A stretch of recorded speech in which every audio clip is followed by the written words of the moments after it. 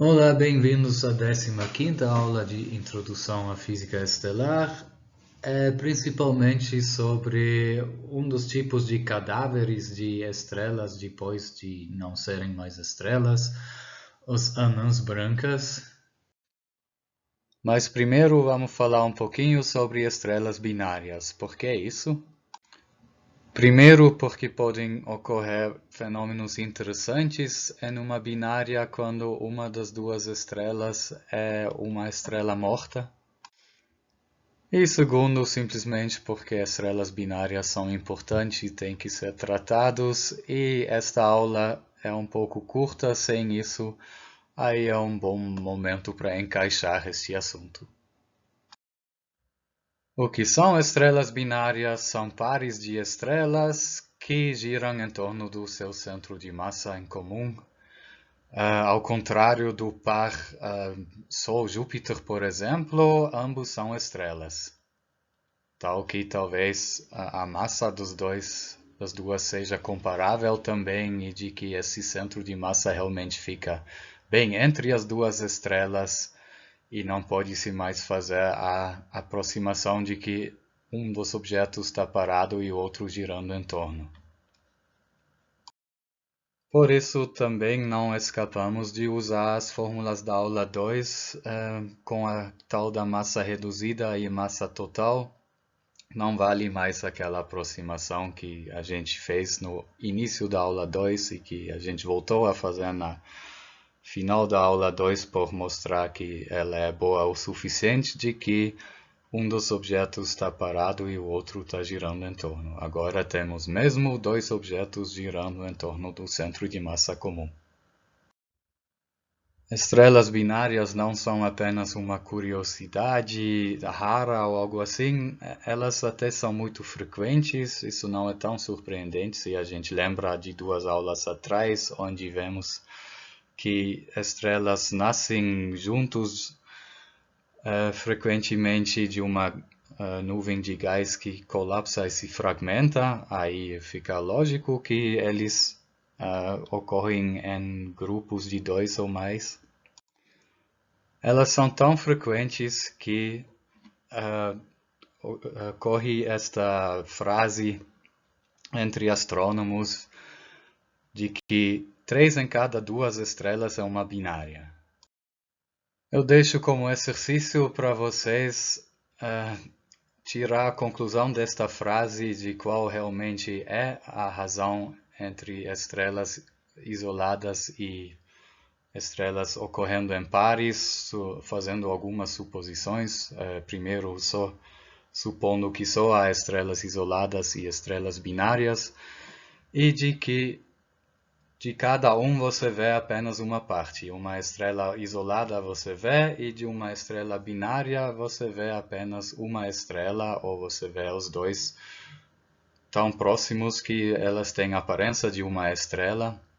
Daqui a pouco vamos ver que isso é bem provável de acontecer, uma das duas coisas.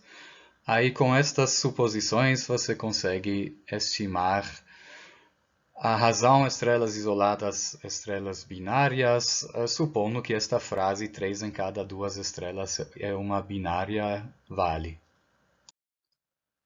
Bom, obviamente, não é verdade que temos apenas estrelas isoladas e binárias. Temos sistemas de mais de 2 estrelas, 3, 4 ou muitas, como a gente viu na aula anterior, tratando de aglomerados estelares. Mas as binárias são especialmente frequentes e especialmente importantes para várias consequências na astronomia, então vamos tratar apenas delas agora um pouquinho antes de chegar nas mortes e cadáveres das estrelas. Como se detecta as estrelas binárias? Isso não é tão simples, porque muitas vezes a distância entre elas é tão pequena que é bem menor que a resolução dos nossos telescópios, então a gente não consegue resolver o par de estrelas em 2 estrelas. E o que também acontece muito é de que uma é muito mais brilhante que a outra. A gente viu toda a faixa de possíveis luminosidades de estrelas e é bem possível que uma das estrelas é muito mais brilhante que a outra, aí ela ofusca a outra, aí também a gente consegue ver só uma delas. E muitas vezes quando achamos ter visto uma estrela binária, duas estrelas muito próximas no céu, pode até ser que eles não sejam uma estrela binária, mas que seja apenas um alinhamento por acaso, as duas estrelas estando na mesma direção, visto da Terra, mas uma muito mais longe que a outra, tal que eles não fisicamente não têm nada a ver uma com a outra. Aí a gente chama isso de duplo óptico. Como fazer então? A gente pode usar o fato de que justamente as duas estrelas se movimentam em torno do centro de massa em comum. Aí, em tese, cada um faz um círculo, ou no caso mais geral, um elipse em torno daquele centro de massa, incluindo aquela estrela das duas que a gente consegue ver.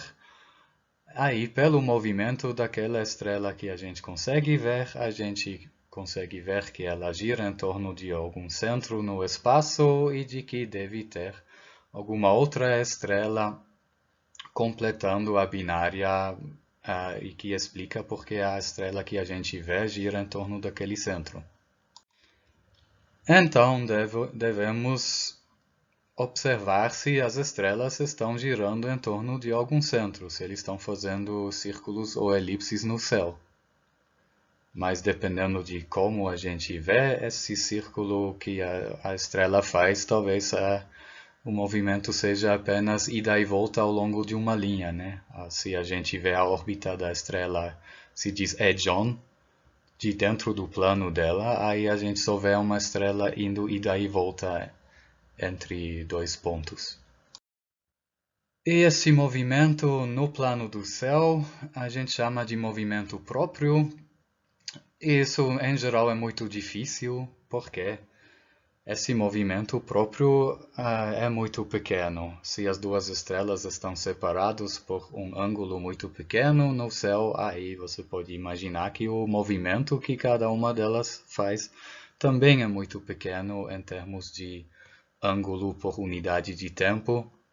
Aqui vemos um exemplo.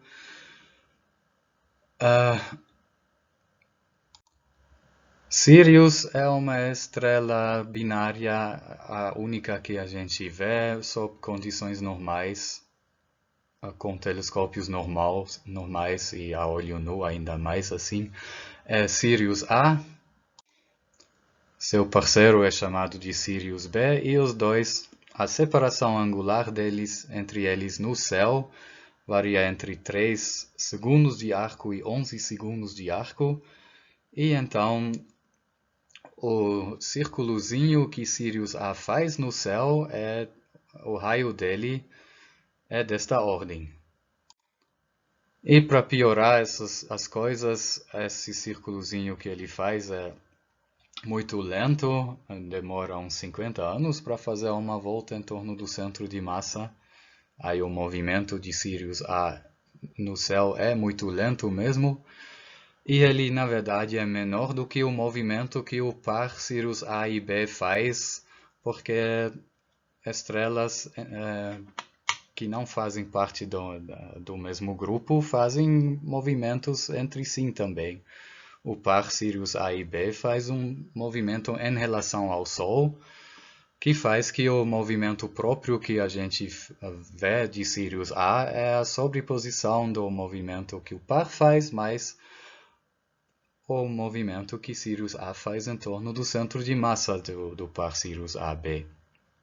E aí, esse movimento próprio do par é muito maior do que o movimento circular em torno do centro de massa, tal que Sirius A faz esse tipo de linha que vocês veem nesta imagem, algo senoidal, mas muito esticado. Mas quando é possível ver este movimento próprio, aí ajuda bastante. Então, no caso de Sirius, dá ver o movimento próprio de Sirius A. Aí, quando a gente consegue, aí isso nos ajuda a realmente determinar a verdadeira órbita do céu, então também a inclinação do plano orbital dos dois em relação à linha divisada. Período conseguimos determinar, óbvio, né? É simplesmente observar por tempo suficiente até que a estrela está na mesma posição no círculo. E isso, afinal, nos ajuda para calcular massas e órbitas das duas estrelas. Mas, como dito, na prática isso é muito difícil por causa dele ser muito pequeno, o movimento próprio. Além do movimento no plano do céu, as estrelas também fazem um movimento na direção perpendicular ao plano do céu, que a gente chama de movimento radial, e este é mais fácil de determinar, porque estrelas são fontes de luz, né? E se uma fonte de luz está periodicamente se afastando e se aproximando da gente, a gente vê, pelo efeito Doppler, as linhas espectrais destas estrelas, ou da uma que a gente vê, mudando de comprimentos de onda mais curtos para mais longas e de volta. E então isso é especialmente vantajoso usar quando o plano orbital dessas estrelas está na nossa direção, ou quando a gente se encontra na extensão desse plano orbital. Se a linha divisada de nós até esse par de estrelas está mais ou menos dentro do plano orbital do par de estrelas, aí a gente diz que a gente vê esse plano orbital edge-on. E no caso oposto, se o plano orbital das estrelas é perpendicular à linha divisada, aí eles não fazem movimento na nossa direção e na direção oposta. Aí elas não estão se afastando ou aproximando da gente e a gente não detecta o efeito Doppler, quer dizer, eles não fazem movimento radial. Bom, em casos naquelas uma estrela não ofusca totalmente a outra, mas as duas fazem contribuições significativas ao espectro do par, aí a gente vê as linhas espectrais das duas estrelas. Aí a gente vê cada linha aparecer em dobro, uma estrela que está se aproximando e da outra estrela que está ao mesmo tempo se afastando da gente. E aí isso vai variar no tempo, meia órbita depois a outra estrela está se afastando e a primeira está se aproximando e a gente vê as duas linhas trocadas, afinal uma poderia ser mais forte que a outra, né? Se as duas estrelas não são exatamente iguais em termos de intensidade das suas linhas espectrais. E no meio, entre os dois momentos, os dois estão se movimentando em direção perpendicular à linha divisada e as linhas espectrais vão coincidir. E pelo período essas linhas oscilam em termos de comprimento de onda e também pela amplitude desta oscilação, quer dizer, o quanto eles se deslocam em termos de comprimento de onda dos seus valores médios, a gente também consegue determinar quais as velocidades máximas na direção da linha divisada das duas estrelas. E aí isso nos dá limites inferiores para as massas das estrelas. Isso porque a gente não sabe, talvez, por quanto o plano orbital deles está inclinada em relação à linha divisada. Se a gente soubesse esta inclinação, aí conseguiríamos calcular as massas das duas estrelas. E um caso especial é quando a gente vê o sistema exatamente edge-on, quer dizer, quando nossa linha divisada é exatamente dentro do plano orbital deles, tal que uma estrela passa atrás da outra De vez em quando, aí temos o que se chama uma binária eclipsante, uma estrela eclipsa a outra. Periodicamente, a outra eclipsa a primeira, sempre meio período depois. Aí, nesse caso, a gente sabe a inclinação do plano orbital do par em relação à linha divisada, que ela é nula, né? Aí, nesse caso, conseguimos determinar a massa das estrelas. E ainda a curva de luz do sistema nos dá mais informações. Bom, pelo que o quanto mais fraco fica a luz do par das estrelas se uma está eclipsando a outra, a gente consegue estimar o quanto da luz da outra a uma estrela bloqueia naquele momento, e aí a gente também obtém informações sobre os tamanhos relativos das duas estrelas. E por tudo que a gente aprendeu na aula anterior, os espectros já nos dão muita informação sobre a natureza dessas estrelas. E então, nesse caso, a gente consegue saber muito sobre o par das estrelas. E às vezes dá para combinar os métodos, especialmente as últimas duas que a gente viu. Se a gente tem um par eclipsante, então obviamente também é um bom caso para aplicar o método da velocidade radial. E tem outros casos onde combinando dois métodos nos ajuda a determinar melhor as grandezas como massa, separação, etc. e outras propriedades das duas estrelas. E este assunto é bastante novo na astronomia, a dos exoplanetas, a de planetas girando em torno de estrelas. Por enquanto não tenho nenhuma aula inteira sobre isso, mas elas vão ser mencionadas na aula Astrobiologia. Um motivo por que a gente não precisa entrar em tantos detalhes deles é porque os métodos de detecção são os mesmos que os métodos de detecção para estrelas binárias. Aí é só um par de objetos cujo um é mais fraco que o outro. No caso de exoplanetas, um é muito mais fraco que o outro, mas dá mesmo assim para usar os métodos que eu acabei de falar de detecção. Mas por que essas estrelas binárias são importantes? Não são simplesmente duas estrelas normais que por acaso estão se orbitando, mas tirando isso, todas as propriedades são aquelas que a gente viu nas últimas duas aulas. É porque nesta interação mais próxima das duas estrelas ocorrem fenômenos que não são explicados nas últimas duas aulas, que realmente sejam por causa da interação das duas estrelas. E para entender isso um pouquinho melhor, vamos mudar para um sistema de coordenadas que gira junto com as estrelas. Então, mais ou menos assim, a gente bota a origem do sistema de coordenadas no centro de massa e o eixo x ao longo da linha que conecta as estrelas e o eixo z perpendicular ao plano orbital das duas estrelas. Aí temos um sistema de coordenadas que gira junto com as duas estrelas. As duas estrelas estão paradas nesse sistema de coordenadas.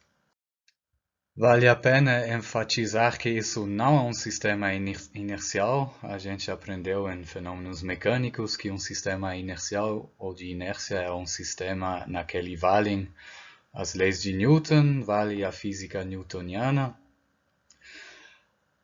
Isso é um sistema de coordenadas em rotação, onde estas leis não valem ou têm que ser modificadas. E elas podem ser modificadas introduzindo uma força extra que age sobre corpos, encontrando-se no sistema. Pegamos, por exemplo, uma massa de teste M numa posição a uma distância r do eixo de rotação. Aí, do ponto de vista do sistema de coordenadas, esta massinha parece sofrer uma força que, na verdade, é o resultado do fato que o sistema de coordenadas está em alguma aceleração. A força que a massinha parece sofrer é uma que justamente se opôs à aceleração que o sistema de coordenadas faz naquela posição. A gente chama isso de força de inércia ou pseudoforça. E no caso de um sistema em rotação, esta força de inércia é a tal da força centrifugal, uma força que parece apontar para longe do eixo, na direção oposta do eixo, e que tem esse valor aqui proporcional à distância ao eixo e ao quadrado do momento angular ou da velocidade angular da rotação do sistema. E apesar disso não ser uma força de verdade, mas apenas um efeito do fato de que nosso sistema de coordenadas não é um sistema inercial, para um observador ligado a esse sistema de coordenadas, esta força parece bem real e pode até ser associado a um tipo de energia potencial, poderíamos chamá-la de energia potencial centrifugal ou algo do tipo.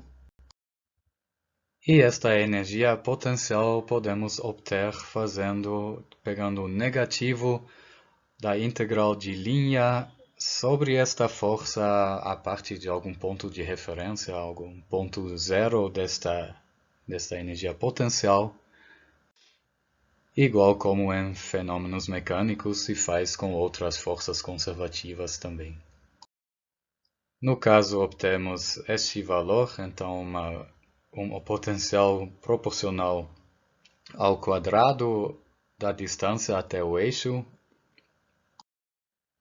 e a energia potencial total que nossa massinha M sente é a soma das energias potencial que ele sente devido à sua distância à massa da primeira estrela, M1, a sua distância até a segunda estrela, M2, e esta pseudo-energia potencial centrifugal.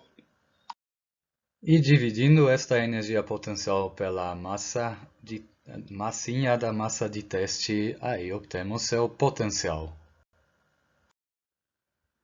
E esse potencial é interessante, a gente vai apenas olhar para o plano XY, o plano orbital das duas estrelas. Vamos não nos preocupar muito com pontos fora desse plano, tudo o que nos interessa acontece dentro desse plano. E olhando para esse potencial dentro desse plano, vemos que tem 5 pontos onde é a gradiente desse potencial que uma massinha de teste sentiria se ele se encontrasse lá, é zero. E a gente aprendeu que pontos onde o potencial tem gradiente zero são pontos onde a força agindo numa massa de teste é zero, afinal a força é nada outro do que a derivada, ou justamente o negativo do gradiente do potencial. Então são pontos de equilíbrio, mas não esquecem, sempre tem que lembrar que estamos nesse sistema de coordenadas em rotação. Então as massinhas de teste estão em equilíbrio caso eles giram junto com o sistema de coordenadas. Caso eles estão parados no sistema de coordenadas, ou seja, no caso eles giram junto com o sistema de estrelas, das duas estrelas. Outra formulação é esta frase que eu roubei da professora Laura, porque acho que é difícil dizer isso de jeito melhor e mais clara. Os pontos lagrangianos são posições nas quais a força gravitacional exercida pelas duas massas m1 e m2 sobre uma pequena massa m iguala à força centrípeta necessária para que m se mova com o sistema. Como dito, são 5 pontos, 3 deles no eixo que conecta as duas massas. Nesses 3 pontos o equilíbrio é instável, temos o que se chama de pontos de Sella, que vocês também devem conhecer de fenômenos mecânicos. E nos outros 2 temos um equilíbrio estável. E esses pontos lagrangianos são de fato interessantes, como mostram alguns exemplos. Por exemplo, pegando o sistema Sol-Júpiter como nosso sistema binário. Tudo bem, Sol-Júpiter não é uma estrela binária, mas tudo que a gente desenvolveu também vale para um sistema estrela-planeta. Aí, nesse sistema Sol-Júpiter, também temos nossos 5 pontos lagrangianos e nos 2 de equilíbrio estável, realmente se encontra corpinhos que giram junto com o sistema e que são mantidos lá pelo fato de que lá temos esse equilíbrio estável. São esses os asteroides troianos e gregos que a gente viu algumas aulas atrás. Então, realmente, esse equilíbrio estável tem consequências na prática. Tem corpos que giram junto com o sistema e que ficam lá de boas nas suas posições de equilíbrio. E um outro exemplo é o telescópio espacial James Webb. Ele será posto justamente num ponto lagrangiano do sistema Sol-Terra, o que significa que ele permanece lá naquela posição, girando junto com o sistema Sol-Terra, sem que temos que ajustar toda hora a sua posição. Pelo fato de que é um ponto de equilíbrio, ele fica lá. Bom, tudo bem, é um equilíbrio instável, um pouquinho de ajuste tem que se fazer de vez em quando, mas muito menos do que se quisesse manter esse telescópio em alguma posição que não é de equilíbrio.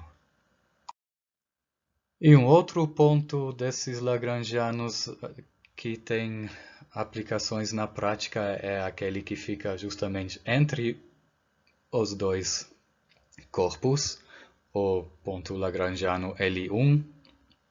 Lá também temos um equilíbrio instável, tal que esse nosso pseudopotencial diminui nas 2 direções rumo um dos 2 corpos, simplesmente porque a atração gravitacional desse corpo começa a dominar as contribuições dos outros 2 termos e aumenta na direção perpendicular a isso, o que significa que uma pequena perturbação do nosso corpo vai fazer ele cair rumo uma das 2 estrelas.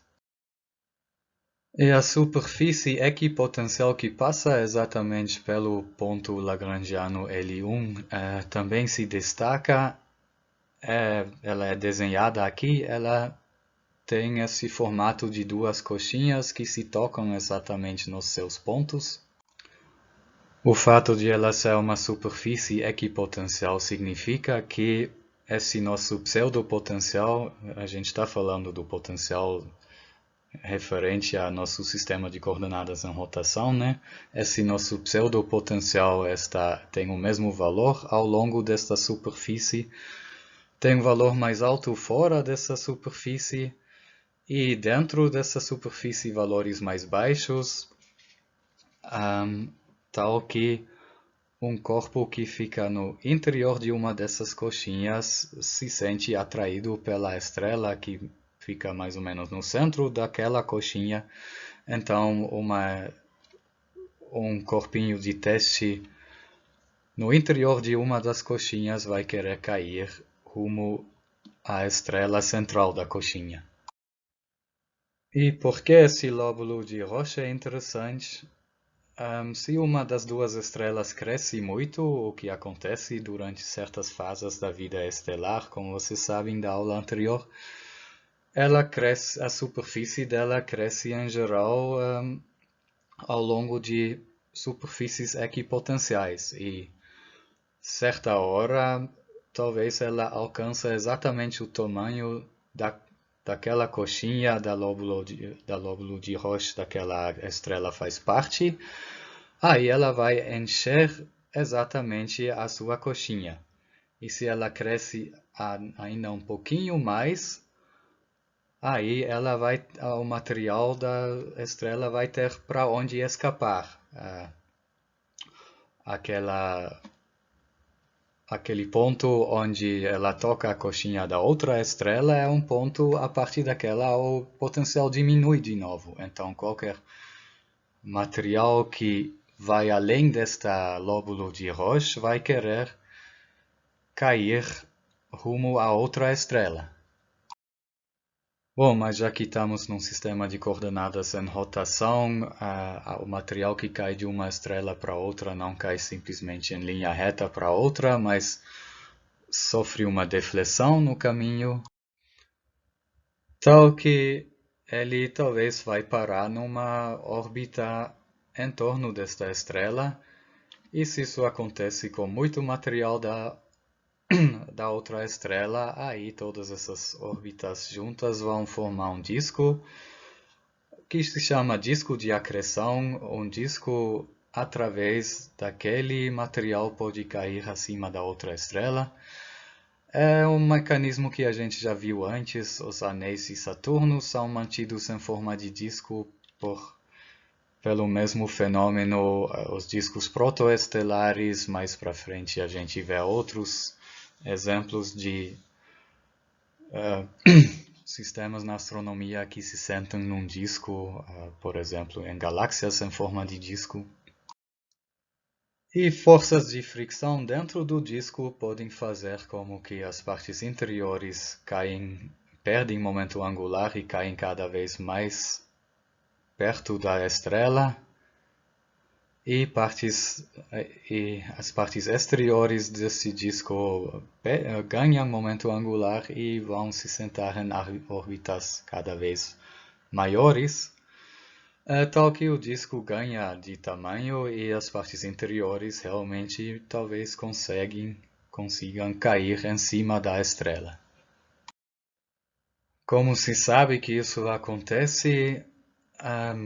Dá para prever como seria o espectro que emite um desses discos de acreção. É simplesmente a soma dos espectros que emitem cada parte desse disco, e cada parte a gente consegue estimar sua temperatura e então o espectro que ele emite, e aí somando essas contribuições conseguimos prever como será o espectro total que emite o disco de acreção, e aí isso realmente é observado nesse tipo de sistema. Isso é especialmente bem de observar em o que se chama de binárias eclipsantes. Se de vez em quando uma estrela bloqueia a luz da outra, aí dá para ver a luz emitida pelo disco de acreção em torno da outra melhor. Mas vamos finalmente para o assunto principal desta aula, para as anãs brancas, e para isso primeiro este lembrete da aula sobre evolução estelar. No final das vidas, as estrelas expelem suas camadas externas de uma maneira mais suave em nebulosas planetárias ou de uma maneira mais violenta em supernovas. E o que sobra, que é basicamente o caroço nu da estrela, dependendo da massa inicial que a estrela tinha, pode ser uma anã branca. Normalmente, nesse caso, as camadas externas expelidas são uma nebulosa planetária, ou estrelas de nêutrons, ou até buracos negros para estrelas de maior massa que morrem em supernovas. E esses objetos são um campo da astronomia em si, chamado objetos compactos. O motivo pelo nome é bem óbvio, se trata de objetos pequenos e muito densos. E nesta aula vamos falar um pouquinho sobre as nebulosas planetárias e depois o resto sobre anãs brancas. E em outra aula na seguinte sobre supernovas e na aula depois disso estrelas de nêutrons e na última aula sobre buracos negros. Então vamos lá, na aula anterior falamos que quando uma estrela de baixa massa morre, ela espelha suas camadas externas e a gente chama esse material que depois está no espaço em torno da estrela de nebulosa planetária. Aqui vemos umas imagens de nebulosas planetárias tiradas pelo telescópio Hubble e realmente é impressionante como esses objetos são bonitos. Como é que eles brilham tão lindo no vermelho e parcialmente no verde? É de maneira bastante similar a como uma região H2 brilha. A gente viu isso na aula sobre a matéria interestelar e a formação estelar. Acho que não preciso entrar em detalhes de novo. A radiação necessária para excitar este gás ejetado vem da anã branca, do corpo central que sobra da estrela explodida.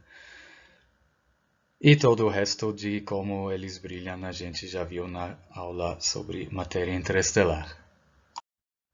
E aí, como dito lá também, a luz ou a emissão em vermelha indica hidrogênio e nitrogênio, e a luz verde azulada provindo dessas nebulosas planetárias indica oxigênio e talvez neônio. Bom, são lindas estas imagens do telescópio Hubble, mas em geral não se tem sempre um telescópio tão bom à disposição. Em geral, em um telescópio menos bom você vê só um tipo de disco, similar ao que você vê se você observa um dos planetas do sistema solar por um telescópio, e por isso que esses objetos receberam esse nome de nebulosas planetárias, apesar de não terem nada a ver com planetas. São objetos de curta vida. Depois de uns 50 mil anos, eles já são tão diluídos no espaço interestelar que não dá mais para observá-los, ou que de fato eles não existem mais. Então é sorte que conseguimos flagrar alguns. E o que sobra no centro é o que se chama de anã branca. E a anã branca, então, é basicamente o que era o caroço da estrela explodida. Não é mais uma estrela porque a fusão nuclear acabou nela. Podemos dizer que é o cadáver de uma estrela de baixa massa. E anãs brancas são muito pequenos, da ordem do tamanho da Terra, aí eles acabam sendo muito menos brilhantes que estrelas. É difícil um objeto pequeno brilhar tanto ou emitir tanta radiação que um objeto tão grande quanto uma estrela, né? Mas isso foi no óptico. Em outros comprimentos de onda, por exemplo, no ultravioleta ou nos raios-x, isso pode ser bem diferente. Por quê? Porque, pelo menos inicialmente, anãs brancas são muito quentes. Afinal, até faz pouco eram os núcleos de estrelas onde estava acontecendo fusão nuclear. Aí estrelas, objetos quentes, brilham muito mais no ultravioleta ou nos raios-x, e então, observando eles no ultravioleta ou nos raios-x, eles podem ser bem mais brilhantes até do que estrelas normais. Aqui se vê o exemplo de Sirius. Já mencionei que Sirius é uma estrela binária. No óptico você vê apenas Sirius A, Sirius B é totalmente ofuscada. Mas em raio-x é o oposto, aí Sirius A é bastante fraco e Sirius B é mais brilhante. E posicionando elas no diagrama Hertzsprung-Russell, também vemos que elas são bem menos brilhantes do que estrelas anãs, estrelas da sequência principal. O locus das anãs brancas fica a uns 10 ou mais magnitudes abaixo da sequência principal, o que significa que uma anã branca é da ordem de 10.000 ou até mais vezes menos luminosa do que uma estrela da sequência principal da mesma temperatura. Mas elas têm uma variação de temperaturas, o que também mostra que elas nem necessariamente são brancas. Aí o nome anã branca não é ideal. O que também dá para ver nesta figura é que anãs brancas são muito menores que as demais estrelas. Vocês lembram da aula anterior que a posição no diagrama também nos diz algo sobre o tamanho, os maiores estando no canto direito superior e os menores no canto inferior esquerdo, e as anãs brancas ficam justamente no inferior esquerdo. Ao longo de uma linha de equivolume de estrelas ou equiraio de estrelas, que corresponde justamente a corpos da ordem do tamanho da Terra. E de fato, anãs brancas têm tamanhos similares à da Terra. Aqui vocês veem uma imagem querendo comparar os tamanhos. Obviamente, a anã branca que aparece nesta imagem é apenas uma concepção artística. E dá para calcular também de que uma anã branca é muito densa, já que ela tem uma massa típica de uma estrela, ou pelo menos de boa parte da massa de uma estrela, comprimido no volume da ordem da Terra. E se eu digo uma massa correspondendo a boa parte da massa de uma estrela, podemos quantificar isso um pouquinho. Na maioria, as anãs brancas têm massas entre 0,4 e 0,7 massas solares, e o pico da distribuição fica bem no meio entre esses dois valores. Isso é muito mais ou menos do que a massa que a estrela tinha quando ela estava na sequência principal. Afinal, ela expeliu suas camadas externas, principalmente naquela fase no ramo de gigantes assintóticos, ou melhor dito, nos pulsos térmicos no TPAGB. Para se ter uma ideia desta densidade, uma colherzinha de material de anã branca tem a massa de um caminhão, mais que 16 toneladas. Ou outra maneira para ver a coisa, a gravidade na superfície de uma anã branca é da ordem de 500 mil vezes na superfície da Terra. Se essas condições na superfície parecem extremas, vamos agora estimar as condições no centro da anã branca. Para isso usamos os dados de Sirius B, e para uma estimativa, a hipótese de que a densidade é constante dentro da anã branca, então não depende da posição dentro dela. Aí dá para integrar a contribuição que cada camadinha da estrela faz na pressão no centro, e chegamos neste resultado aqui. E substituindo os valores, chegamos em 4 vezes 10 a 22 Pascal, da ordem de 1,5 milhões vezes a pressão no centro do Sol.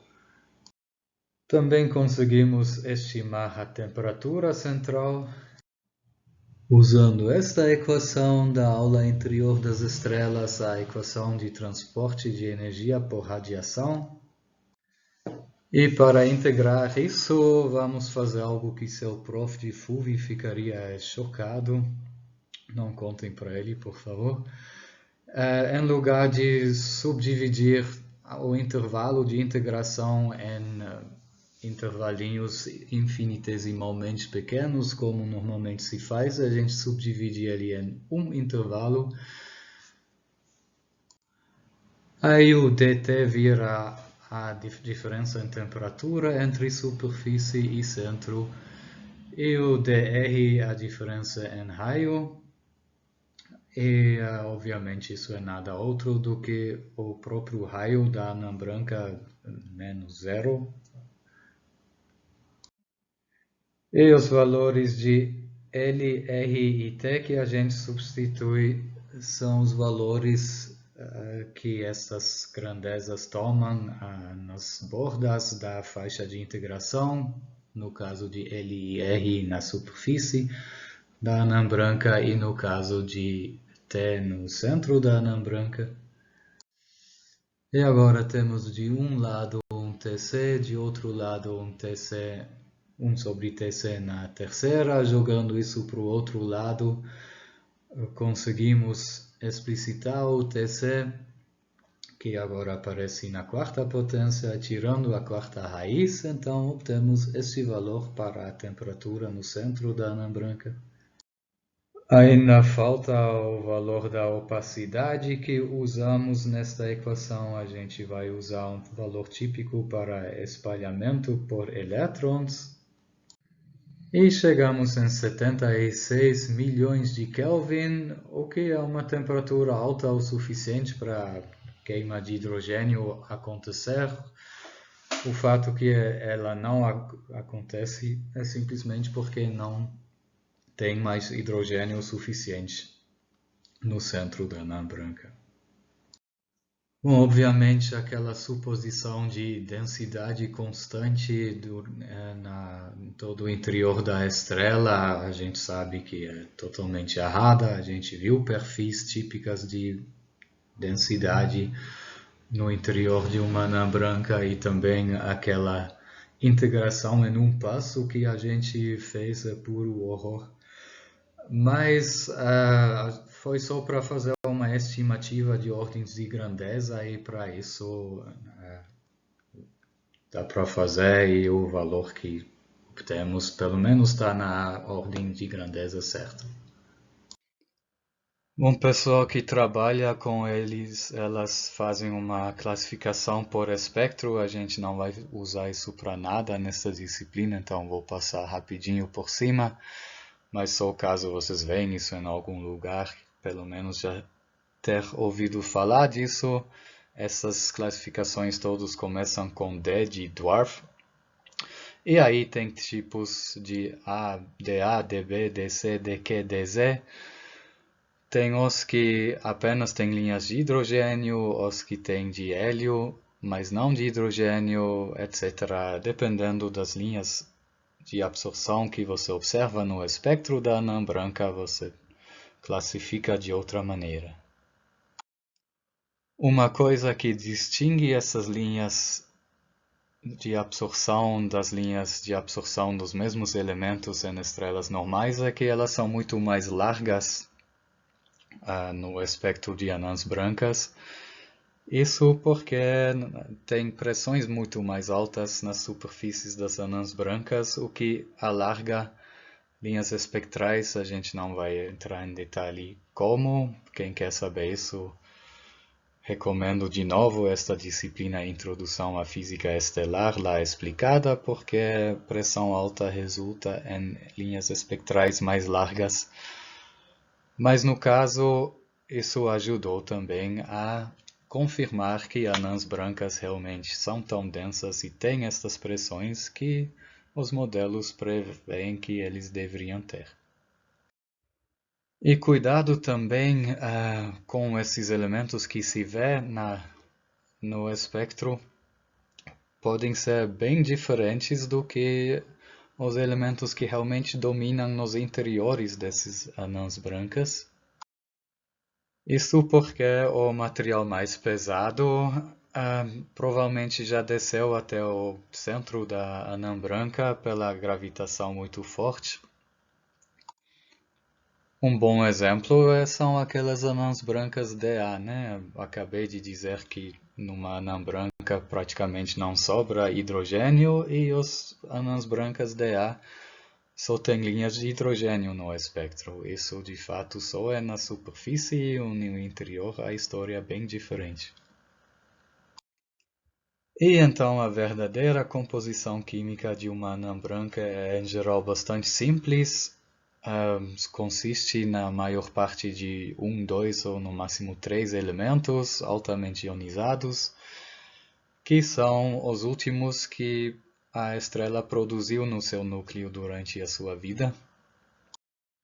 E na maioria das anãs brancas conhecidas, se trata de carbono com um pouquinho de oxigênio. Aí devem existir anãs brancas de hélio também, mas eu já mencionei 2 vezes por que elas devem ser raras. E os provindo de estrelas de maior massa, feitos de oxigênio com neônio e um pouco de magnésio.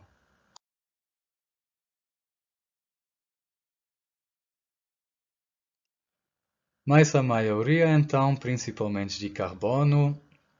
E após um tempo, esse carbono começa a se cristalizar.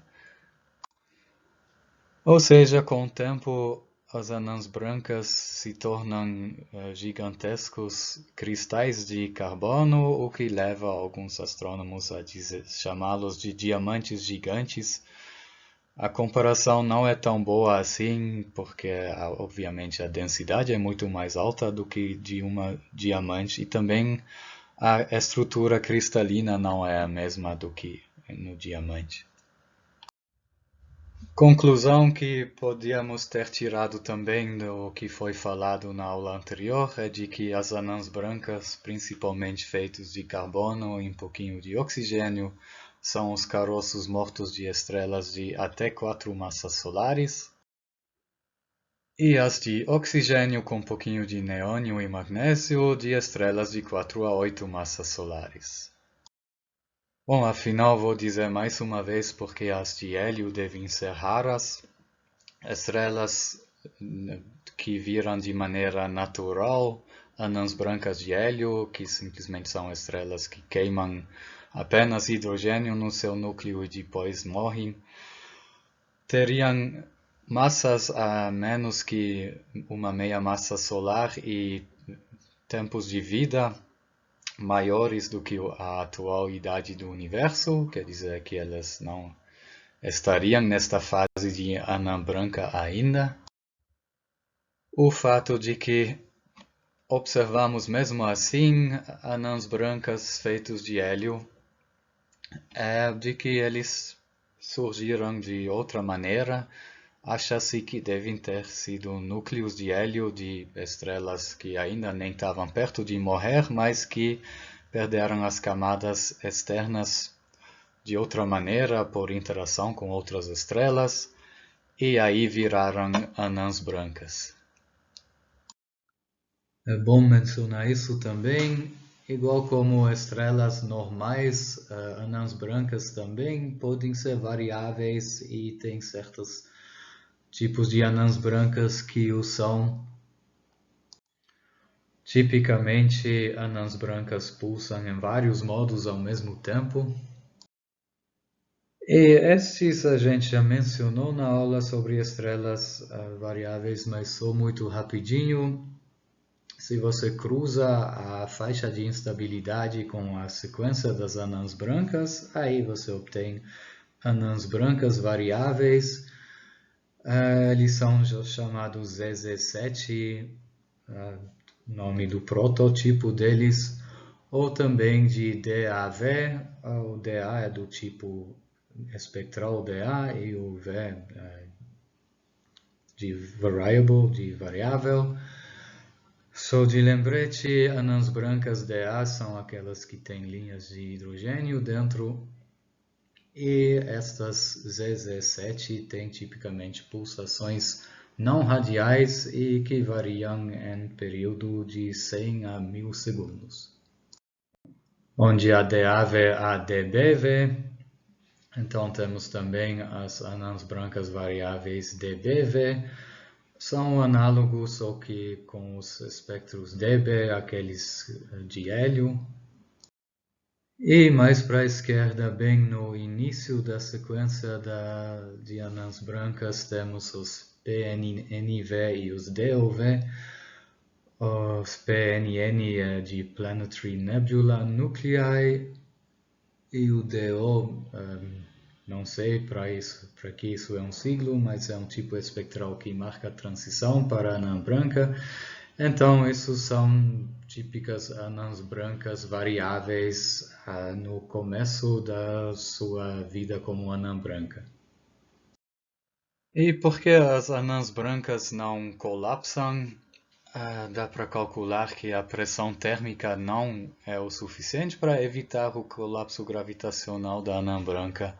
Além disso, anãs brancas devem resfriar com o tempo, já não fazendo mais a fusão nuclear no seu interior, não tendo mais fonte de energia, eles deveriam resfriar e certa hora não ter mais muita pressão térmica, porque eles não colapsam então. Aí entra uma nova pressão em ação, a consequência do princípio de exclusão de Pauli, que com certeza vocês conheceram em física quântica. Só de lembrete, o princípio de exclusão afirma que duas partículas iguais de uma classe de partículas chamado fermions, um exemplo desses são os elétrons,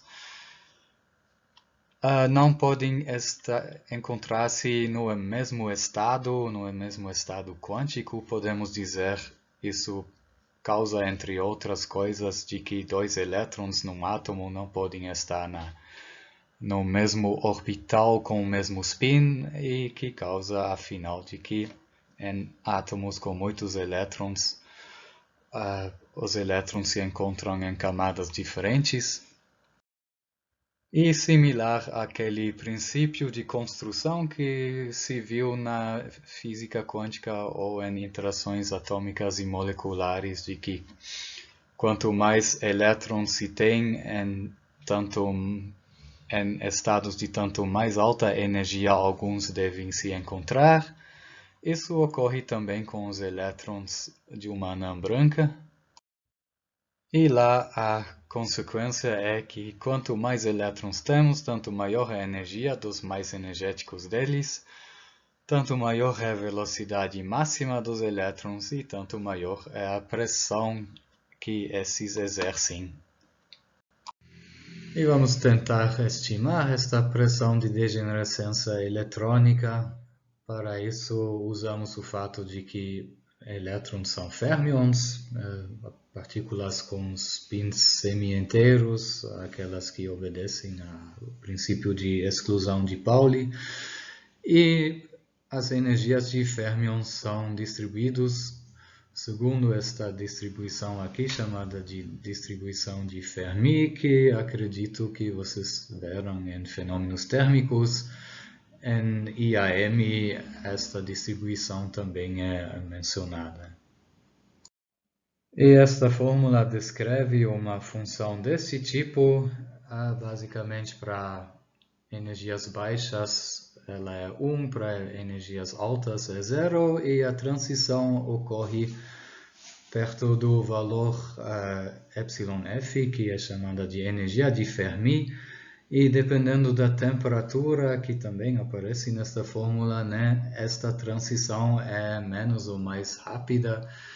E para temperaturas absolutas de 0, ela é uma função retangular, posso dizer. E nesse caso a gente chama esta distribuição de degenerescência total. Como dito, temos esta degenerescência total perfeita apenas no zero absoluto em temperatura, mas acontece que para os elétrons dentro de uma anã branca, a distribuição é bastante próxima a esta de degenerescência total. E precisamos do valor desta energia de Fermi, vamos estimá-la supondo que nossa estrela seja uma caixa cúbica com aresta L. E quais são os estados que nossos elétrons na nossa estrela cúbica podem assumir? São ondas estacionárias, com o comprimento de onda, obviamente o comprimento de onda de de Broglie dos elétrons, que também vai nos determinar a energia desses elétrons. E para uma onda se encaixar nesse nosso cubo, a aresta do cubo tem que ser um múltiplo inteiro de metade do comprimento de onda, aí explicitando isso nas três direções, x, y e z, explicitando então o comprimento de onda nas direções x, y e z, obtemos isso.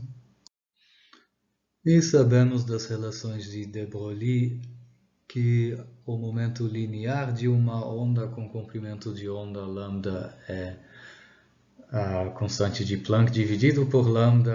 Agora, substituindo os lambdas pelos valores de cima, obtemos isso para os componentes do momento linear do nosso elétron. E a energia do elétron é simplesmente a energia cinética dela, P enquadrado sobre 2m, onde m é a sua massa, ou seja, a massa do elétron.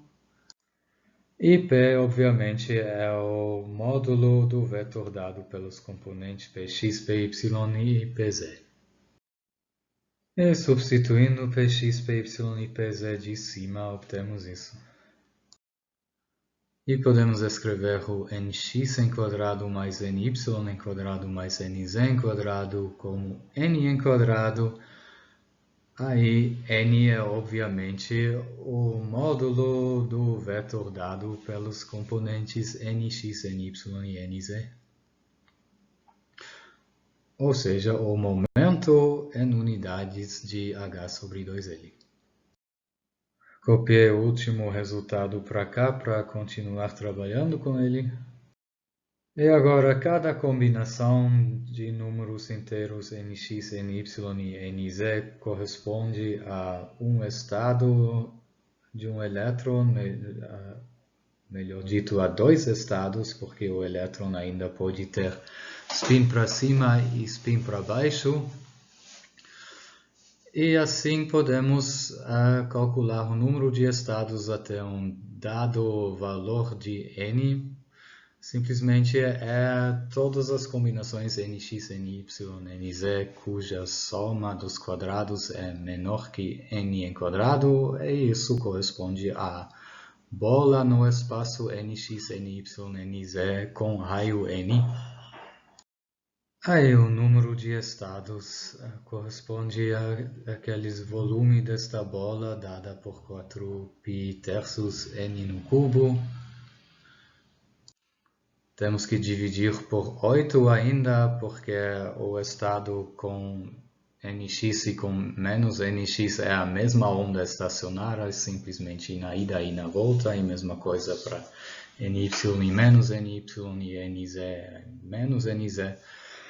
Ou seja, podemos olhar apenas para o octante de valores de nx, y e z, naquelas três são positivos. E aí o fator 2 pelos dois estados de spin que os elétrons podem ter.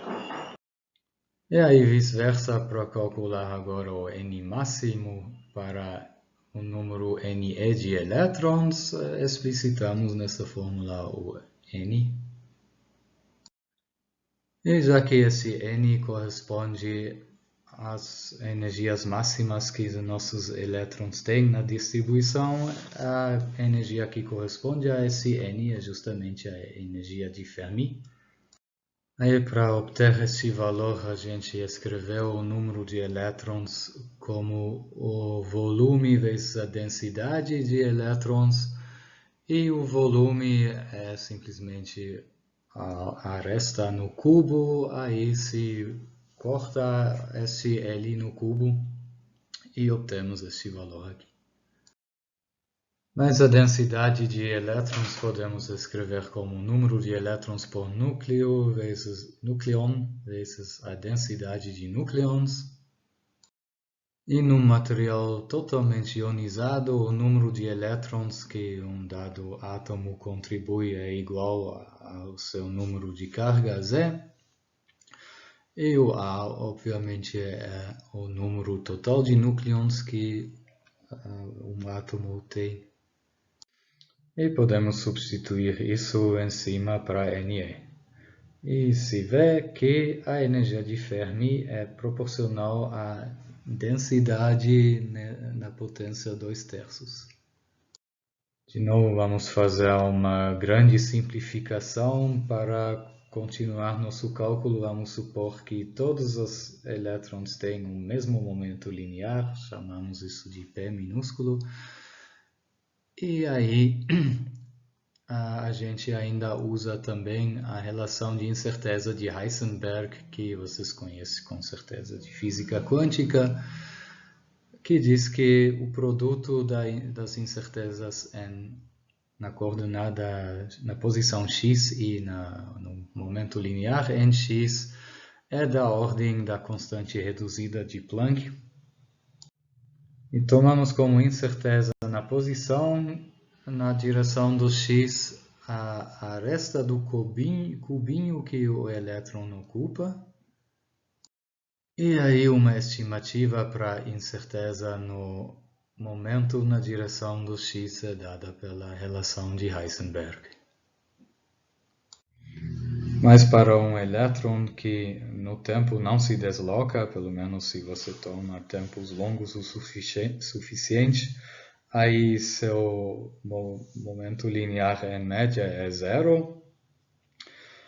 Aí o momento momentâneo vai oscilar em torno deste zero e essa amplitude por este momento oscila em torno do zero é justamente a incerteza no momento. Então, a incerteza em Px é o próprio Px em módulo.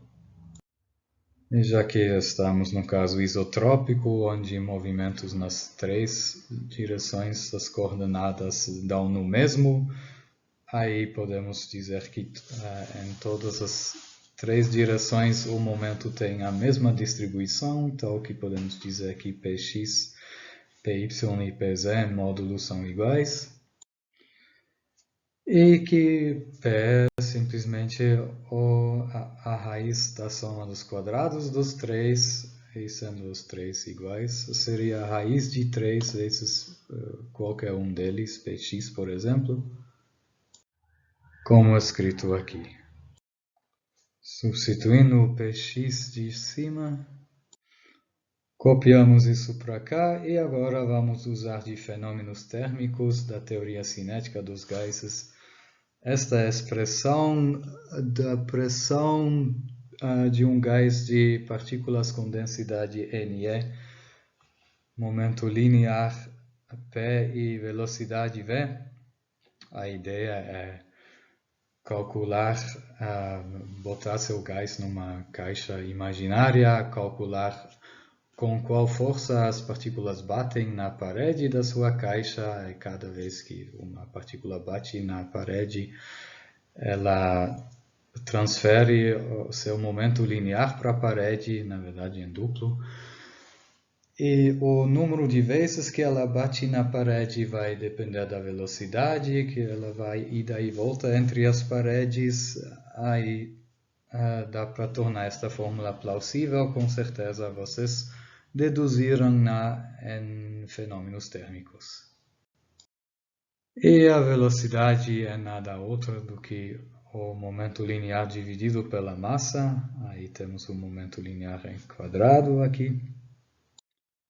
E substituindo o P de cima, temos Ne a primeira potência e Ne a 2/3ª potência.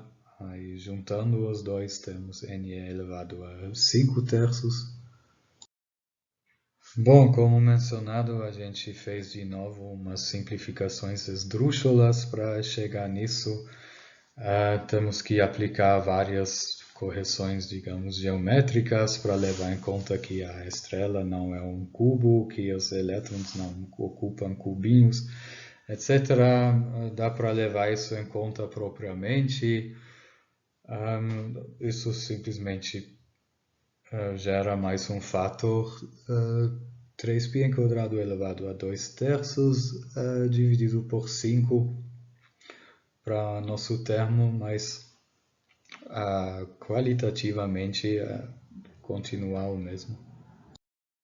E substituindo NE do slide anterior, eu gostaria de lembrar que Z sobre A, o número de prótons dividido pelo número total de núcleons num dos átomos é justamente o inverso do peso molecular médio, daquele μe que a gente viu na aula sobre o interior das estrelas.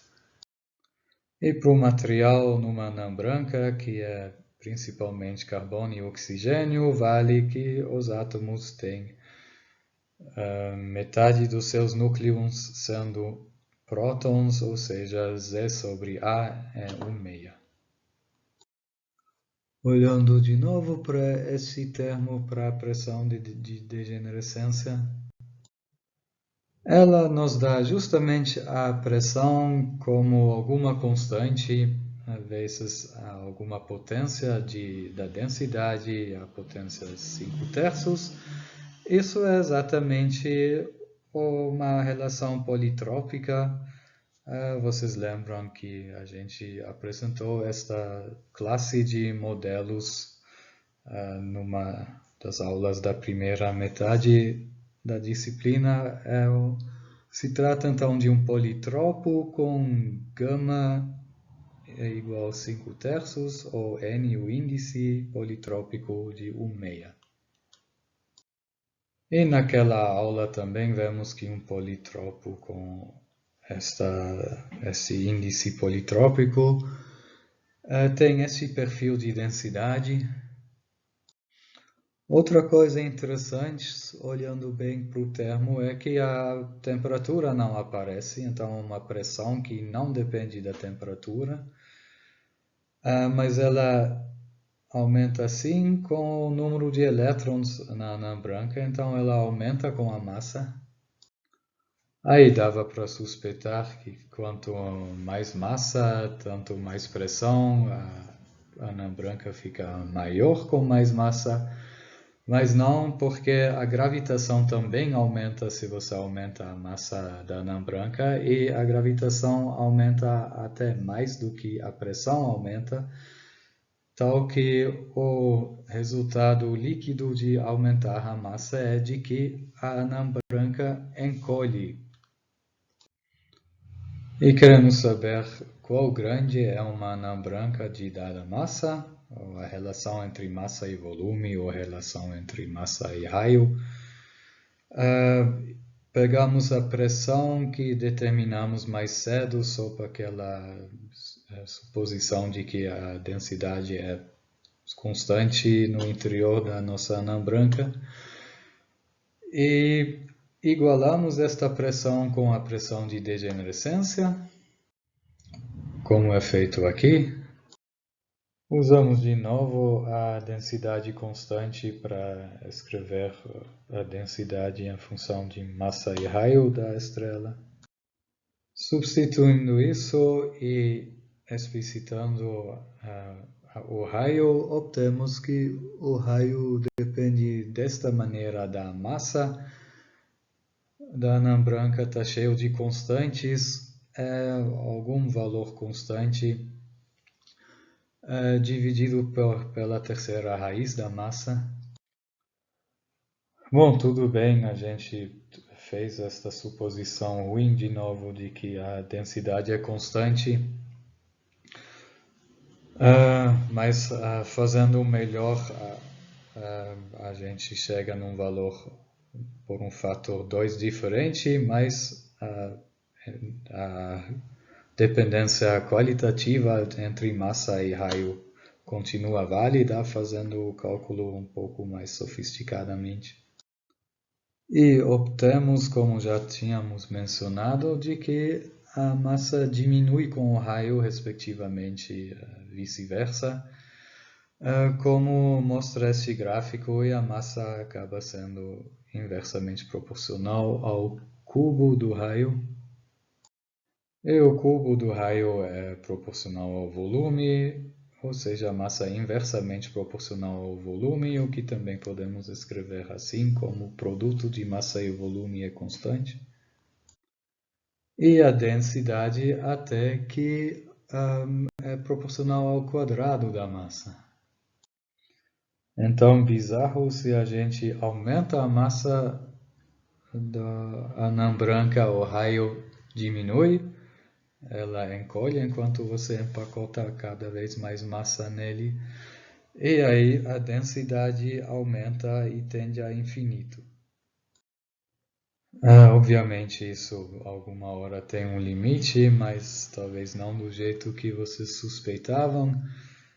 O limite é alcançado quando as densidades chegam em ordens de bilhões de quilogramas por metro cúbico. Aí vamos calcular a velocidade do elétron, que é seu momento linear dividido pela sua massa. Pegamos o momento linear de um dos slides anteriores. E se vê que para densidades desta ordem, obtemos velocidades da ordem da luz.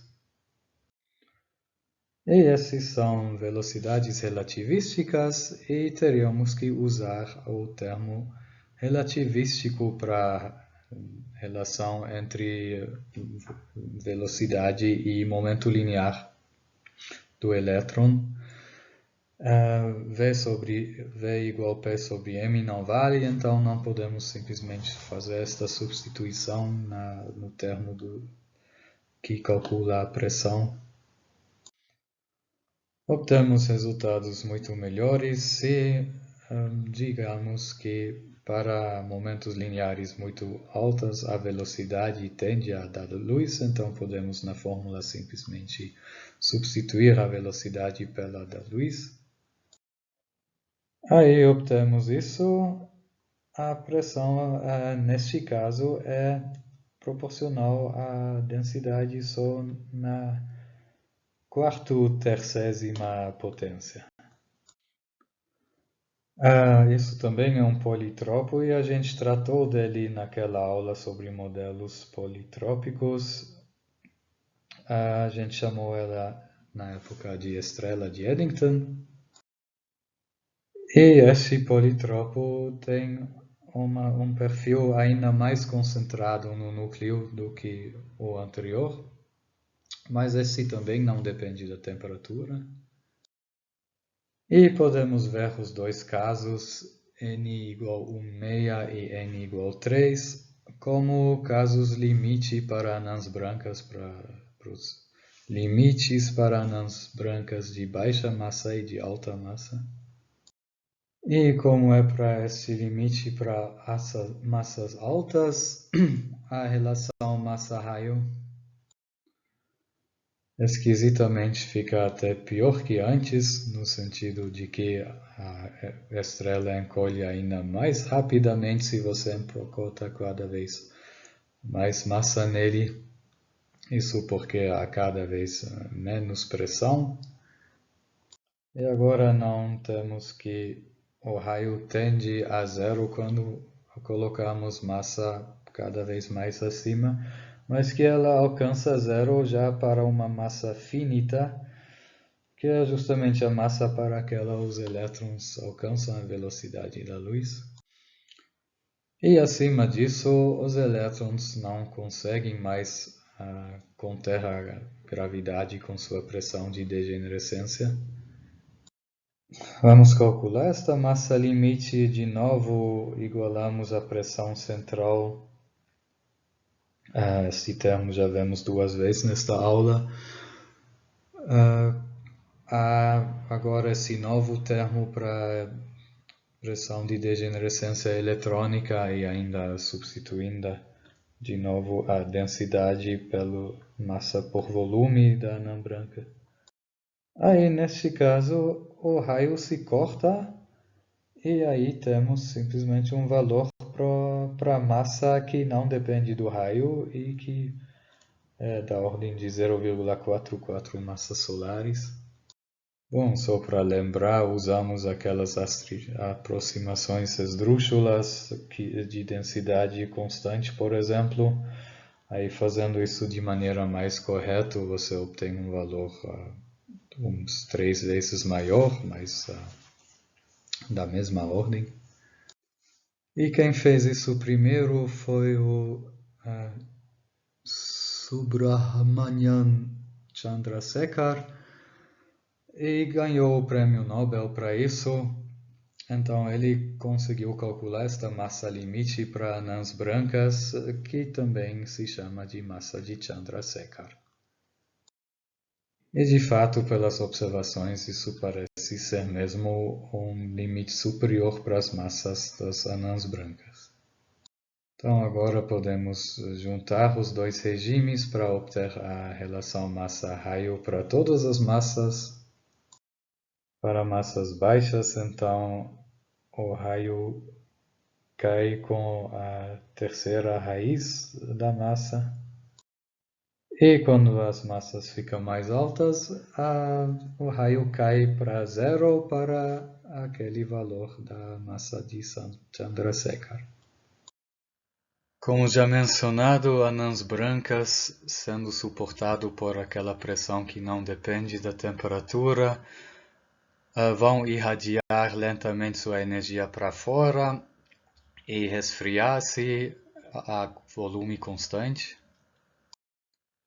Elas descem então ao longo de linhas paralelas às linhas equivolume no diagrama Hertzsprung-Russell. E já que todos começam mais ou menos na mesma posição dessas linhas, a posição atual ao longo desta linha dá uma dica de há quanto tempo elas já são anãs brancas ou as suas idades como anãs brancas. E dá para calcular qual rapidamente as anãs brancas resfriam. Aqui se vê uma figura do resultado desses cálculos. Se vê em função do tempo, em função do tempo de vida como anã branca, a luminosidade dela. E então, se para uma dada população estelar a gente consegue observar as anãs brancas também e observar até onde no diagrama se tem anãs brancas, as anãs brancas menos luminosas da população nos dão uma ideia de desde quantos são formados anãs brancas na população. E adicionando a isso o tempo de vida das estrelas que primeiro formam ou primeiro se tornam anãs brancas, que devem ser as estrelas de baixa massa, mas dentro da faixa de baixa massa, as de mais alta massa, conseguimos então determinar a idade da população. Por exemplo, se a gente faz isso para a vizinhança solar, obtemos a idade do disco da Via Láctea, ou se a gente faz isso para um aglomerado estelar, a gente obtém a idade do aglomerado. Em aglomerados estelares isso é difícil, já que anãs brancas são os objetos mais fracos dentro delas e elas são muito distantes. É difícil ver o fim desta sequência das anãs brancas nos aglomerados, mas na vizinhança solar é possível e fazendo isso se chega no resultado de que as anãs brancas mais velhas da vizinhança solar têm uns 9 bilhões de anos de idade de anã branca.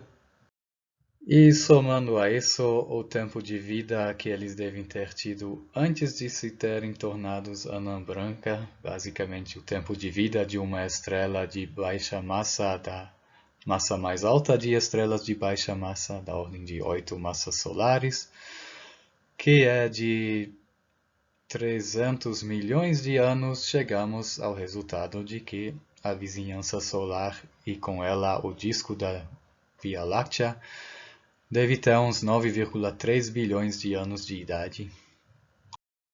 Então é isso uma aplicação prática das anãs brancas. Bom, só um pequeno resumo. O Sol é uma daquelas estrelas que se tornará uma anã branca. Aí vemos o caminho evolutivo do Sol no diagrama Hertzsprung-Russell, com as fases que a gente já viu na aula anterior e agora acrescentada a fase de nebulosa planetária e anã branca dele. Ou esse mesmo resumo em forma de quadrinho. Eu poderia terminar aqui nossa parte sobre anãs brancas, não fosse que ocorrem coisas interessantes com anãs brancas quando elas fazem parte de uma estrela binária, quando elas são uma das duas estrelas de uma binária. Especialmente se a outra estrela da binária é uma estrela que cresce horrores, por exemplo, uma estrela que se torna uma gigante vermelha, enche seu lóbulo de Roche e por isso cai material dela em torno, acima da anã branca. Aí chamamos uma estrela binária desse tipo de variável cataclísmica.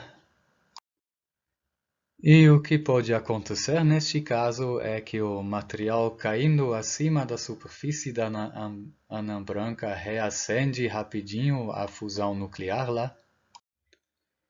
E esta reignição da fusão nuclear na superfície da anã branca pode ser muito bem visto de fora, já que o que acontece na superfície não tem uma estrela inteira em torno para bloquear a vista, tal que a anã branca pode aumentar em luminosidade por um fator de até 1.000.000 por um tempinho.